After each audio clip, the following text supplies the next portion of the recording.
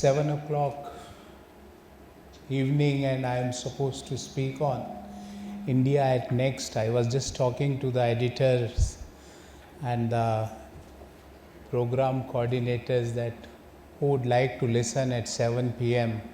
about India at Next, but still I will share some of the thoughts with you all, because I believe that you are the backbone of the economy. I will be sharing my thoughts in 15 minutes, followed by Q&A. I will try to accommodate as many as possible questions and answers. The theme on which I was asked to speak with you is India at Next, one of the topic on which I always love to speak on. But India at Next from MSME perspective is something which I am going to focus on. I will be sharing 7 points with you and devoting 2 minutes on each point, and the last 1 minute on the concluding remark, and thereafter I will open the forum for Q&A. When I was thinking to speak on India at Next, I thought of speaking on MS-RAT DC, where M stands for momentum, S stands for scaling up, R stands for resilience, A stands for accelerating the growth, T stands for technology drivers, D stands for the demographic dividend which we are having, and C stands for credit to the MSME sector. These are 7 points on which I would love to share my concern. Starting with the first, that is momentum, and I am saying about structural momentum. Now, I personally feel this is the best 5, 10, 15, 20 years in India for doing businesses, because no country in the world is showing a growth of 7+%. So there is a structural momentum in favor of India. No country in the world who is going for reforms after reforms in sectors after sectors. When I am talking to you, just few hours back or a couple of hours back, we had entered into a FTA with one of the country in the world. So there is a structural momentum in our favor. There is a structural base in our favor. We have to utilize it. Then coming to the scaling up, and when I used to say scaling up, there is always a problem which MSME sector used to suffer, that there is no middle. Either it is very small or it is extremely large. That is what we used to always convey in our interaction with this sector. But now with the growth in this, the middle place is also filling up. And I can give you one data which I found extremely interesting about the middle pace or the missing middle. In FY 24-25 vis-a-vis FY 23-24, 20,117 enterprises scaled from micro/small to medium status. There was no such acceleration in the past. So there is a structural momentum. India being the world's fastest growing economy, there is a scaling up dynamics. 20,000 plus small and medium are growing to the or moving to the next level. 50% of Udyam registered enterprises saw increased turnovers and profits in 23-24. This is the data which I am sharing with you. So there is a structural momentum, there is a scale-up dynamics followed by resilience. And when I say resilience, I mean to say 37 million or 3.7 crores. MSMEs provides unprecedented transparency, reducing information asymmetry for lenders. So there is a resilience, and resilience, when I am saying resilience, I always used to define resilience by a mathematical equation. Resilience plus responsibility is equal to readiness. So there is a readiness in this sector also, because there is a resilience and there is a responsibility, whether the new areas in the area of green economies and blue economies in which MSME is entering into. So structural momentum is there, the scaling up or dynamics of scaling up is there, we are filling that missing middleman. There is a resilience in this particular sector. Coming to the fourth one, there is a structural reform acceleration, and government is committed for 3L reforms. When I say 3L reforms, land, labor and legal. We had seen the labor codes just few days back. The land reform process is already in work in progress. The legal reform process with regard to the ease of doing businesses and with regard to the execution of the contracts is also in the process. So there is a structural momentum, there is a scaling up, there is a resilience, there is a acceleration, followed by technology multiplier, whether in the area of AI, automation or digital, there is a AI multiplier. And the AI multiplier is having a backbone. In our country, we have more than 50 crore internet users on the daily basis. The total internet users will be far above 50 crore, but 50 crore are active internet users which are there. So we have the technology multiplier, we have the UPI which had given an example to the world, and sixth point is the demographic dividend. With a median age of 28 years, the country is well set for the next level of takeoff. With the growing middle class expanding, we had seen that how during the Navratra, the consumption-led economy had given us the results. So there is a demographic dividend and we are utilizing that demographic dividend. And the last is about the availability of the credit. The availability of credit, when I say rupees 35 lakh crore, approximately 35 trillion rupees was given as a credit as far as FY25 is concerned to this particular sector. There is a growth of 13% on year-on basis in the credit growth, and demand growth is only 11%. So more credit is available for this sector and demand is low. I will talk about this. I gave you a basic structure India at the next, at a very rosy picture I had shared with you. But what are the issues, what are the challenges? Now I will come to that. And when I said there is a structural reforms are there, when I said there is a missing middle issue we had addressed, when I said that we had given the acceleration to the reforms, when I said there is a resilience, when I said that there is a technology multiplier, when I said that the demographic dividend is there, when I said that there is a credit growth is also there. What I mean to say, all these are not incremental. It's a structural transformation, and we are witnessing two things for this sector. Number one, formalization of this sector. And number two, globalization of India's MSME sector. These two things are happening together. Formalization with globalization is happening together for this sector. Now, after giving you this a good understanding, what are the action points which we have to do? And I had shared or segregated the action points into three broad categories.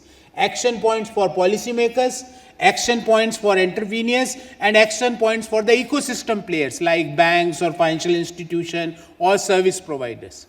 What are the action points for the policymakers? MSME requires ease of doing business. And this EODB word, not on paper, but in execution. And we are committed to give that. We are committed to give that. I can share with you that as far as the Prime Minister is concerned, he is committed to relax, to deregulate, to give as much as possible the ease of doing business for this particular sector. Not on papers, but in execution, in business, in thought process, in executing the projects, in executing the capital, in executing the markets. So this is something which we require. The EODB 2.0, we had seen income tax 2.0, we had seen in last 3 months GST 2.0. Now it is a time for EODB and deregulation for MSME 2.0. That is what call to action for the policymakers. For entrepreneurs, I can share my concerns in 3 points. Number one, entrepreneurs in this sector has to embrace the digital transformation as early as possible. Digital transformation in this sector is required ASAP. Otherwise, neither formalization is going to help you, nor globalization is going to help you. Neither demographic dividend is going to help you, nor credit flow is going to help you. So, number one, digital transformation is must. Number two, invest in governance and the ESG. Improve the governance structure at every level. I am not saying radically in 12 hours time make the governance world class. But this process of governance improvement in the sector, in your organization should be constant, should be dynamic, should be every day. There should be something above the last day as far as the governance is concerned. And last but not least, think global from day one. If there is some startup or the entrepreneurs, think about the global practices, the global environment, the global competition, because this sector is seeing the formalization and globalization together. For the ecosystem players, that is banks, investors, service providers, number one, segment support by growth stage. What I mean to say, that micro requires different handholding, small require different handholding, medium require different handholding, and abnormally big and medium require different handholding. Point number two, focus on underserved geographies. We had seen that there are particular sectors, cities, regions where there is a very phenomenal growth of MSME. But other parts, that growth engines are not as strong as we are seeing in those particular parts. And last but not least, build sector specific expertise. When I say sector specific expertise, give the cluster approach to the MSME. When I say cluster approach, provide the best of the best technology from the cluster approach to the MSMEs. These are the call to actions for policymakers, for MSME entrepreneurs, and for the service providers. So this is what I thought of sharing with you in my first 15 minutes of deliberation. I will be more happy now to take questions, because I gave you an overview what India at next, where this sector is moving. If you ask me where this sector is moving, I will give you a one sentence answer. The sector is consecutively formalizing as well as this sector is globalizing. We have to think global if we want to grow in this particular sector. So I am open for questions if you have any, and I know there are many questions. I may like to answer if I have certain answers, otherwise I will say, give me some time, I will revert back to you. Hello sir, it was great listening to you. So I wanted to know, we all know that MSME, when we say, then it is more of manufacturing, and we are promoting manufacturing in India. But there are people like us who are traders, and we are important for the manufacturing in India.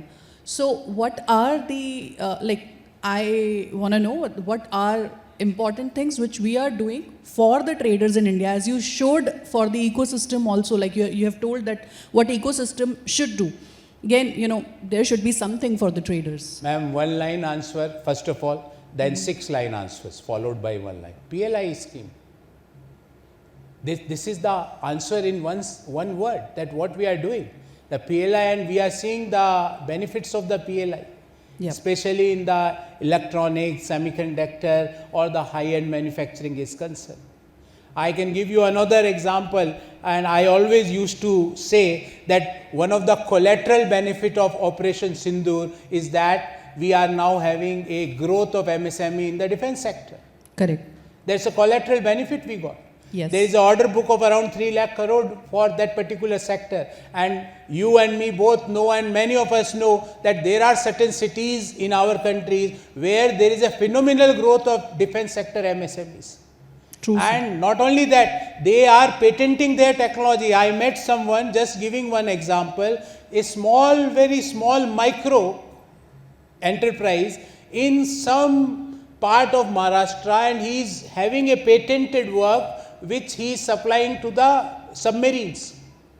So only one buyer, and that too in submarines, but the work is so phenomenal that not only in India, he is getting an order book from the other parts of the world where there are submarines, because we know the how to deliver the work at a particular economy which other countries can't match us. So your answer to your question, what is our response? PLI.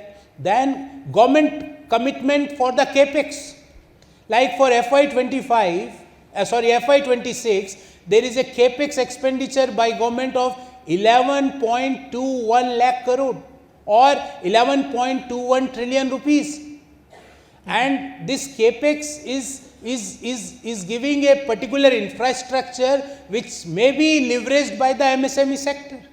So capex, defense sector, PLI, Gati Shakti, where the infrastructure commitments are there from the government side for this particular area. So what is the one line answer? PLI, the benefits are there. We had seen MSME sector are taking the benefit in a particular area, in a particular focused approach is there. But what are the bigger macro perspective? I gave you the answer to that. So, I had this question for traders. Yeah.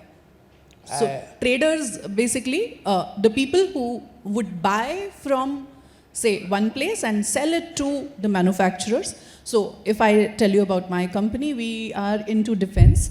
We are supplying for C-295 and C-130Js and everything. Yeah, so we supply for the manufacturing of aircraft. Please sit. Yeah. I got it. Yeah, so for that, we buy from, outside India, we import and then we sell. And those are to be imported. We cannot manufacture the products here in India because those are, patented, or those are as specified by Boeing or Airbus or Lockheed Martin. So for people like us, we really find it very difficult to get even a loan, even a credit facility. Ma'am, I can give you one answer as a professor. Yes, sir. Then I will answer as an economist. Yes, sir. Without value addition, ma'am, it's always tough. I have to add some value. Otherwise, there will be very stiff competition for me. And when there is a stiff competition, I as a professor always used to say that if there are some technological barriers in the business, if it is difficult as far as technology is concerned or the business structure is concerned, then that business will have relatively low competition. I'm not saying barriers by regulator, barriers because of the business nature. So my answer as a professor, ma'am, I have to create some value in that. Otherwise, there will be competition, and competition will kill my bottom line. Competition will make hard for me to survive. Competition will have a difficulty in getting credit from the lenders. Like as a professor, I always used to ask my students, this question is not for you. I always used to ask, भाई क्या business करोगे? Generally लोग क्या बोलते हैं सब, आप कुछ आइडिया? मैं आपसे पूछूं, forget about your business for 1 minute, if I ask you क्या बिजनेस करोगे, लोग बोलेंगे सर रेस्टोरेंट खोलेंगे. And you know this is the most difficult business to survive. True. But people think, why? Because people think it's very easy to start. It's not very easy to start. It's very extremely competitive, Right. extremely difficult to survive. Right. So my answer to you that have some value addition, and government, as far as the answer from the economist perspective, 35 lakh crore rupees of credit was given in FY25 for this particular sector.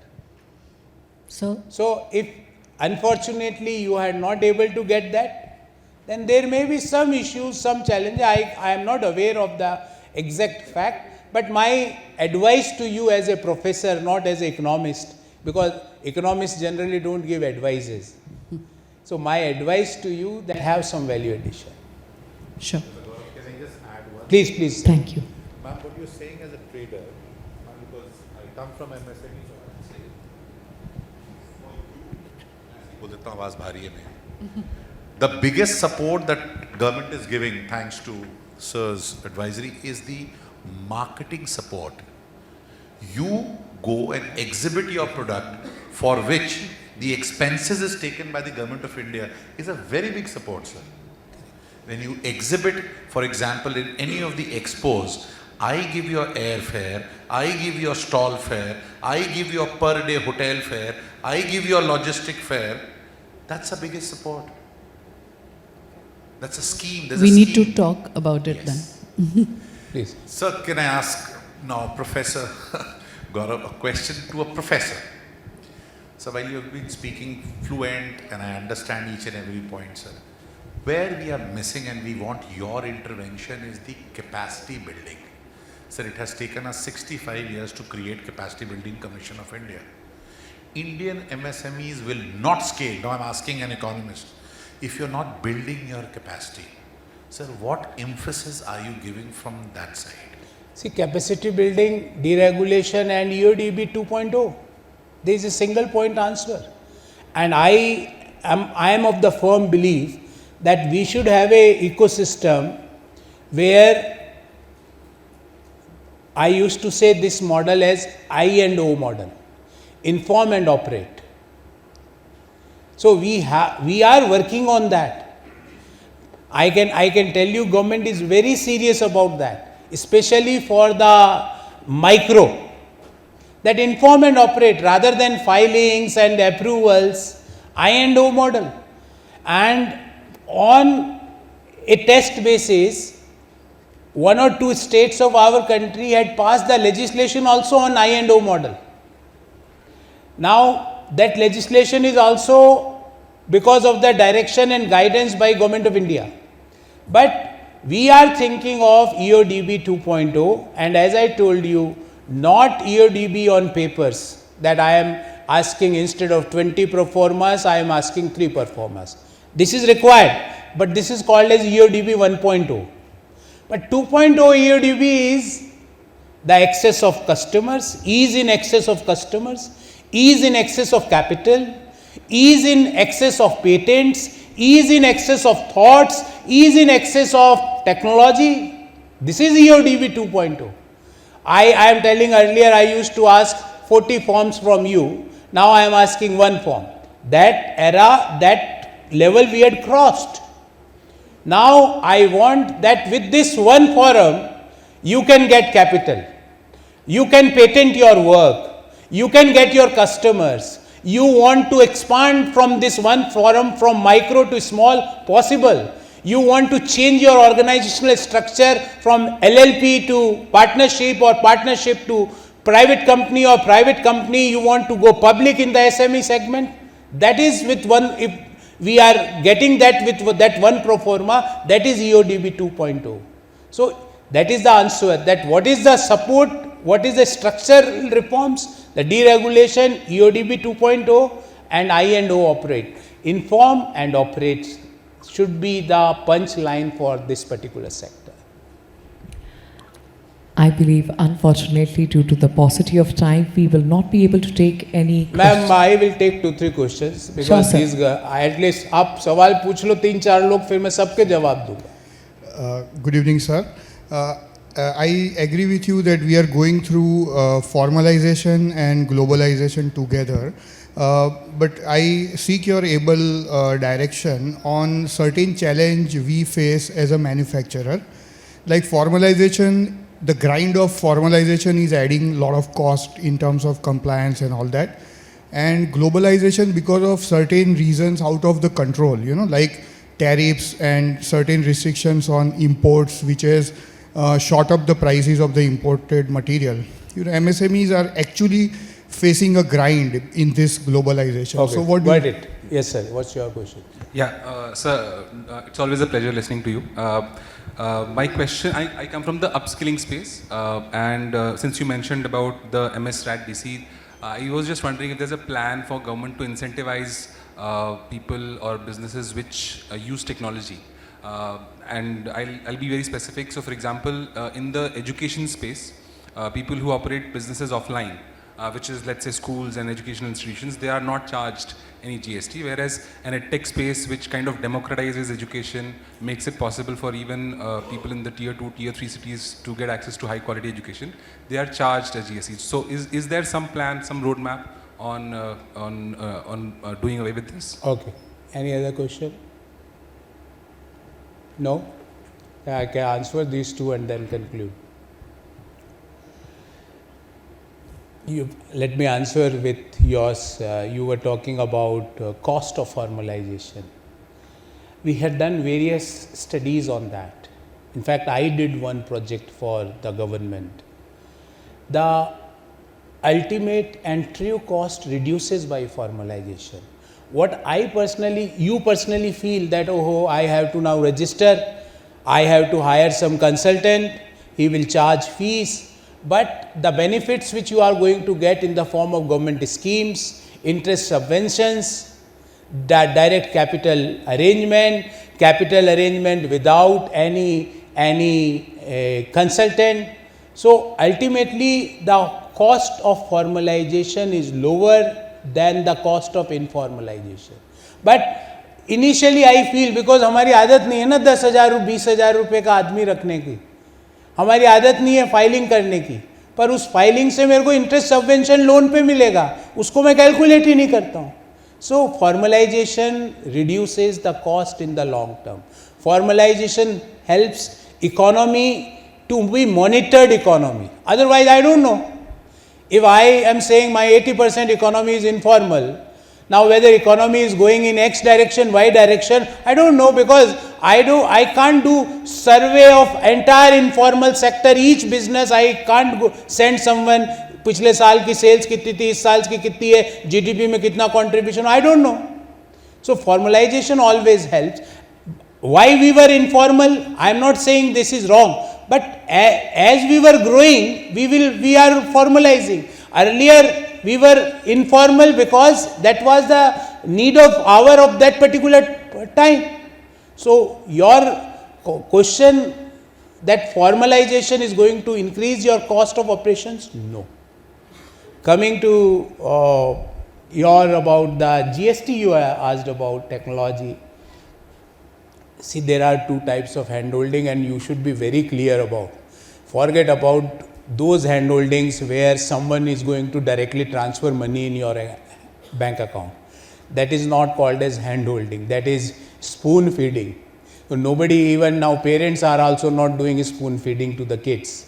So handholding means a particular sector, if I want to give a stimulus to that sector, I have many things to give stimulus. Maybe no regulation for 5 years, maybe GST rate cuts, maybe no income tax requirement for that particular sector. So that handholding you can always expect for those sectors which the government wants the economy to move in that sector. And as you yourself gave an example, in the entire world, the digitalization and the use of technology in the business is growing. So government wants that in every sector, the use of technology, the use of AI, the use of quantum computing should grow. In each sector, the application should grow. So how they can provide stimulus to that growth? By giving some concessions in that form. Others example, contrast example you gave, that particular sector is growing without the support also. So that handholding is not required. So that is the basic reason of that. Thank you very much for all your patience for 20 minutes. Thanks a lot.